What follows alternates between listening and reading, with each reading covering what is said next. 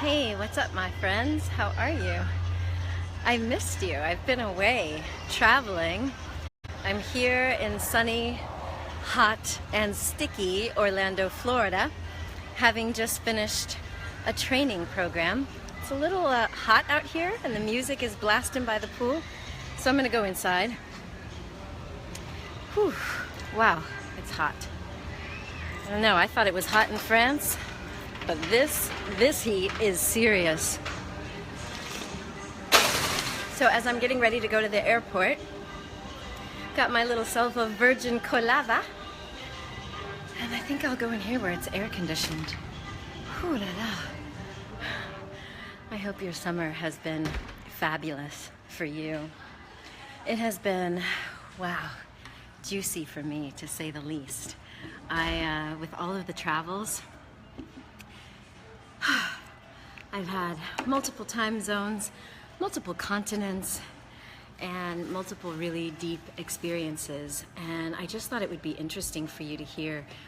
I'm going to blog about it, of course, and write some more articles on this, but I just completed a week-long training with Steve Richards and his partner Lisa from Holographic Kinetics, with some wonderful teachers, Dr. Antoine Chevalier and Donna, who came in, and oh gosh, there were so many amazing people. I guess there were about 18 of us from all over the United States, and of course I flew in from France.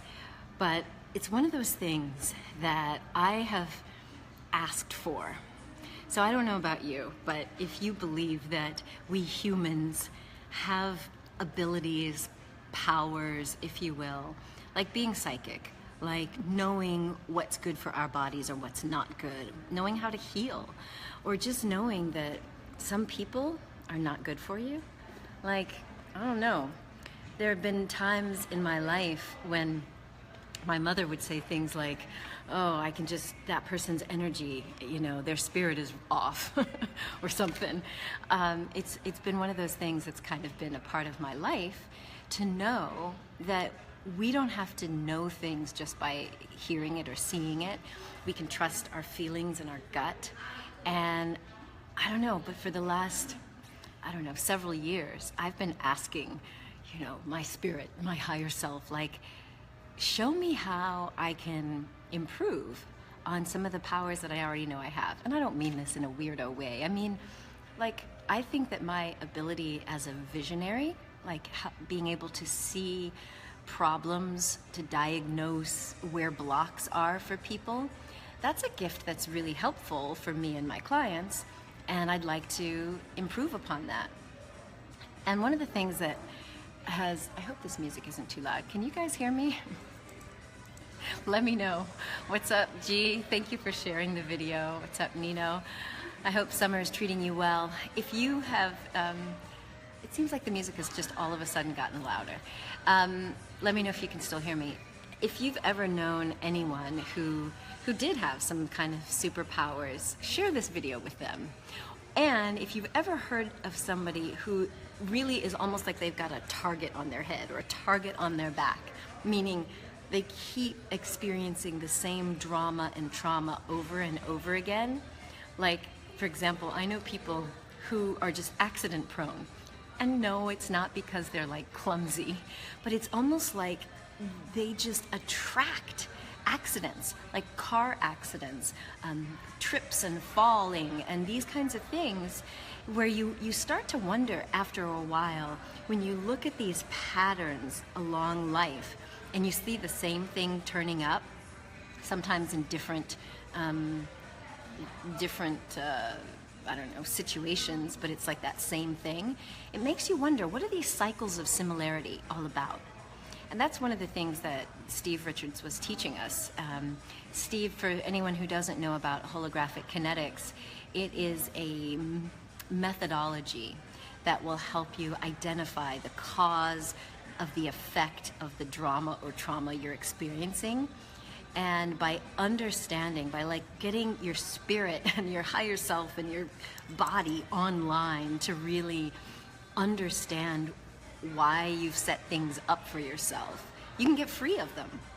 So I almost think of it as, when you think about the concept of karma, like, you can look at it simply as what you sow, you will reap. Sometimes if you think that, the things that you've done to other people are the things you're going to experience. Now, that doesn't just mean the bad stuff, right? Like the good stuff that we do for people also comes back as blessings, if you will.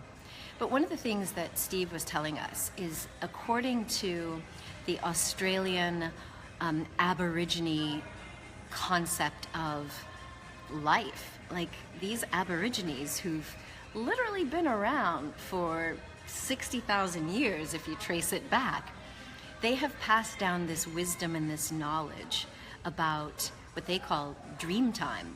They still have a connection with sort of the other dimensions of reality, if you will, like the spirit world, where they can still see things that I think most of us Westerners who've been kind of programmed, where we're only seeing on one, this 3D dimension with visible light, we miss some of the subtleties. Now, I know some of you are also like me, you pick up on energy and vibrations and frequencies. And I just wonder how many of you have ever thought about this idea of, if there is some soul or karma that gets kind of traced and tracked down from lifetime to lifetime, how do you clear that? Have you ever thought about the people that you attract into your life? Like, I met someone who I recently was just like, oh my God, I feel like we've known each other in another lifetime. Have you ever had that experience where you just feel this instant bond or this instant recognition? Some people call them soul families, that we travel in these packs, Thanks, Janet, for sharing the video, and hey, Heidi, it's good to see you back here. So I just wonder, how many of you have had that same kind of feeling, like there are people that are in your life for a reason, right? And is it possible that you might have some unfinished business with that person?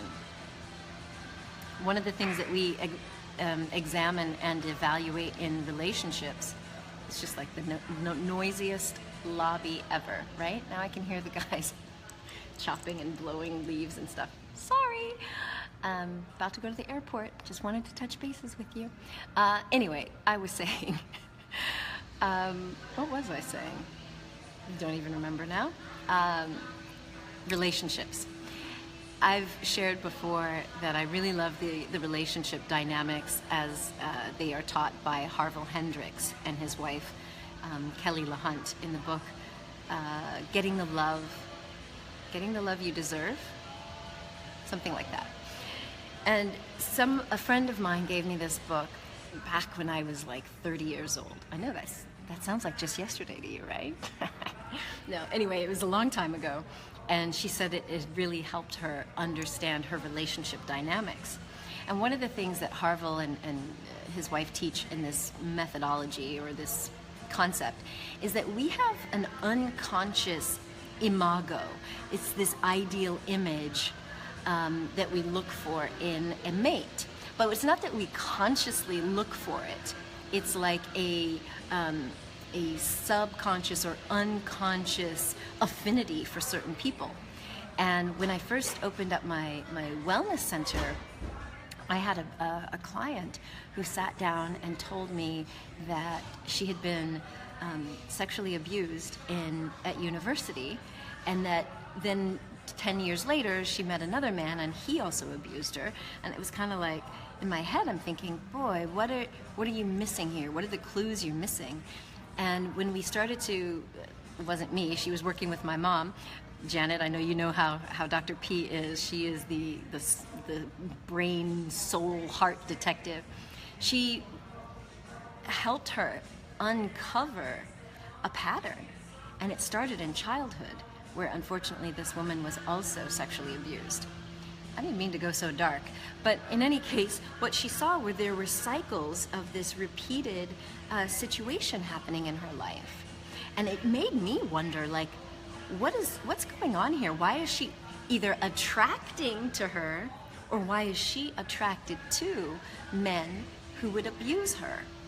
And so if you look at the Imago theory by Harville Hendricks, and you trace it back to childhood, most of us have experiences with our primary caretakers, which could be mom or dad, it could have been another caretaker, a grandparent, and we internalize both the positive and the negative traits of our primary caretakers.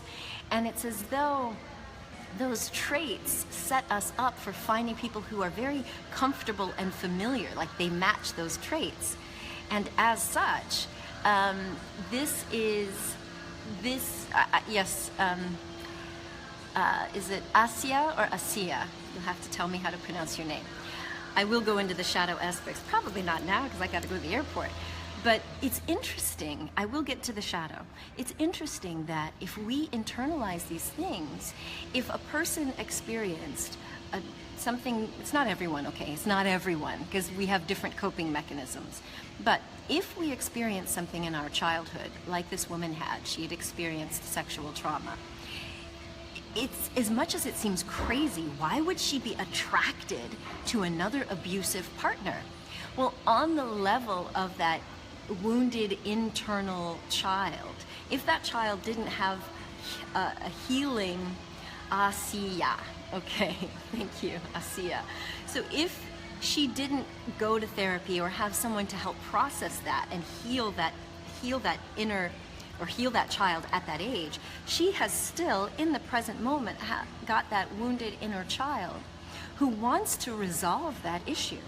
So, according to this theory, you may be unconsciously attracted to or attracting people who have the traits similar to your primary caretaker so that you can finish your unfinished business. And it's helpful that you intellectually understand this so you can be like, whoa, no wonder I'm attracted to this person. It does feel familiar. When I started working with people who were in drug and alcohol detox, they would say it all the time. They would feel very comfortable. Thank you, Kadri. We have to connect soon, my darling.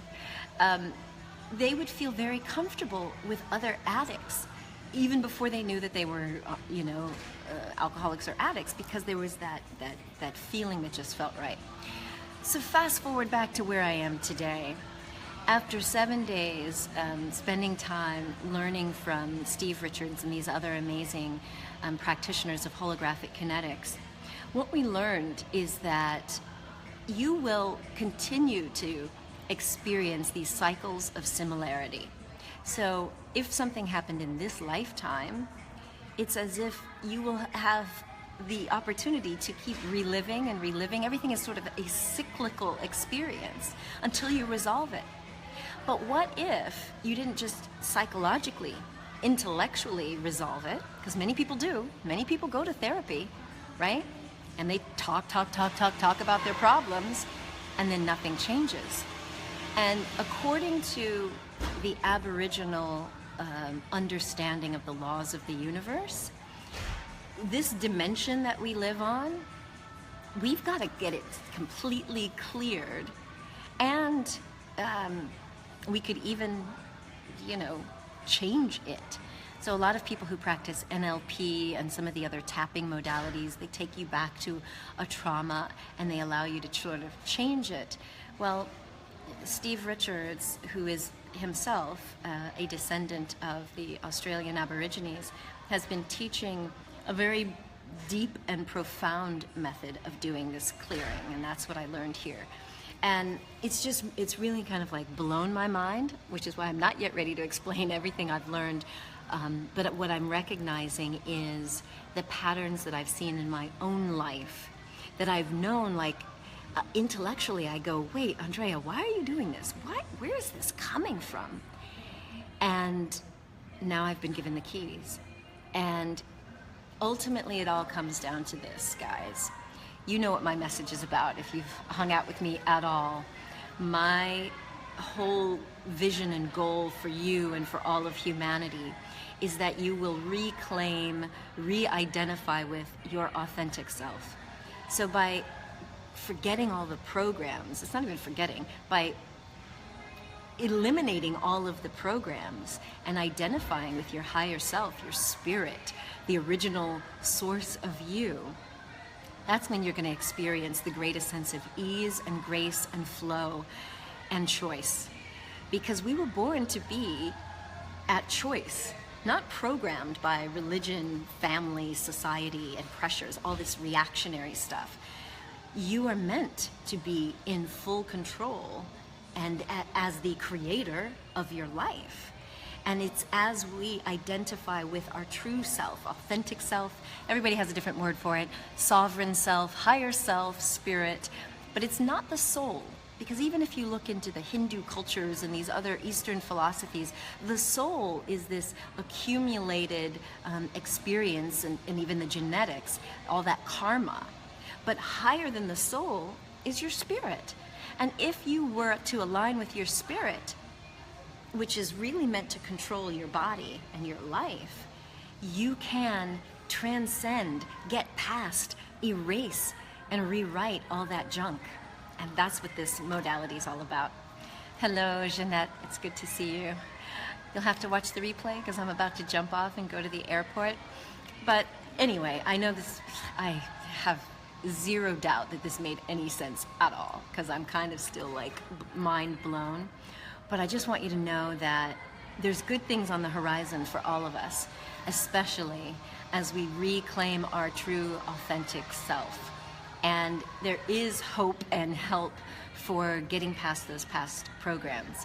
And the last thing I'll say to your question, Asiya, about the shadow. So again, if we go back to this concept about what happens to us in childhood, during those first 7 years of life, when we are generally kind of just observing, recording, and absorbing what goes on in our environment, the way our brainwave patterns are, we're not consciously making choices. We're basically just looking at what happens around the world to figure out how am I supposed to fit into this world.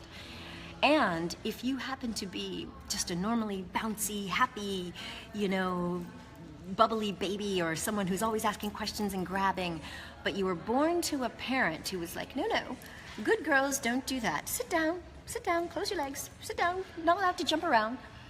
Then there's something in you that would record that, like, oh, I'm not allowed to jump and do those things because then I get that disapproving look and maybe even get smacked. And those traits, Asiya, can get sent into what we call the shadow, meaning we start to repress and suppress those traits that are natural to us, and they're in the shadow. They're not completely gone. They're just dormant. They're lying there asleep in the dark, for most of us not being fully expressed. And then they can cause problems because sometimes the stuff that's in your shadow, if you have disowned that part of you, and in your own primitive baby-like brain, you've assumed that that's bad, then you will react every time you see that trait expressed in other people, or every time that trait tends to resurface in you. So there's much more to say about the shadow and how you can reintegrate and reclaim those lost parts of yourself. But the very first step I will say is this. From here on, really think about what's driving you. Who's driving your vehicle? Is it you, your higher self, your spirit, the part of you that is perfect, whole, and complete from that divine source? Or is it this programmed soul that's got all this karma and genetic information passed down where you're not choosing consciously, you're reacting based on that stuff? So just ask yourself that question, and then we'll start to unpack it. And you know me, I'm here to help you liberate your authentic self so that you can live a life of purpose, joy, and ultimate fulfillment. So I may, if the airport is quieter than here and I have a good Wi-Fi signal, maybe I will jump on again when I get to the airport. What's up, Jill? Good to see you. I'm going to be in California in a couple weeks, and I might actually come to LA. My kid wants to come down, so I may see you, Jill. Yes, Asiya, I'm glad that made some sense. This was just a little off the cuff. Normally I dig deep on my Facebook Lives. So if you have other questions, feel free to post them here or send me a private message. Check out my free ebook, at andreapennington.com, where you can at least listen to the audiobook or the ebook called Liberate Your Authentic Self. And that'll kind of like get everybody on the same playing field. And then we're going to add even more to that. So much love to you all. Have a fabulous rest of your day. And now that I'm through my training, I'll be back on here a little more regularly. Thank you, Cherise Paul. Thank you, Ninette. Bye, y'all.